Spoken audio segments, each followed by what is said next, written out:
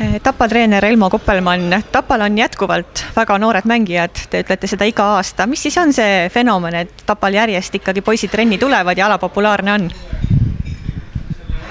Ühest põhjust ei ole ühelegi asjal siin maailmas, aga ilmselt on see, et on traditsioonid olemas ja kindlasti on olemas mingil hetkel järjepidevus läbi siis sugupõlvede ja läbi ütleme siis tegevustega. Aga ega Tapalgi lihtne ei ole, et need teised spordialad tulevad ka sisse.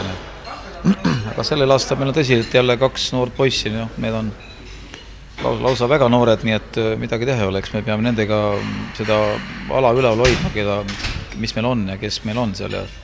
Ja näha on, et väga paljud Eesti käsipalliklubid, mitte väga paljud, päris mitmed kasutavad ikka Tapa mängijaid ja need on päris tipud seal. Nii et me oleme oma tööd hästi teinud. Kas poisid leiavad trenni ise üles või pigem kehalise kasvatuse õpetajad suunavad või kuidas see protsess käib? Protsess on väga lihtne, ma ei tea, kui see Facebooki üles pannakse, ma vastan nii. Neil on tuttav koolidirektor, neil on tuttav kehalise õpetaja, tuttav treener ja neil on head sõbrad, kes toovad sinna neid, nii et mida käib.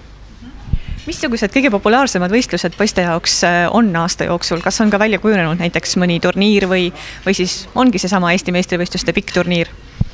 Te mõtlete ilmselt meeste mänge või? Eelmine aasta meie põhieesmärk oli ikkagi tulla B-klassi Eesti meistriks, eks seda me tulime.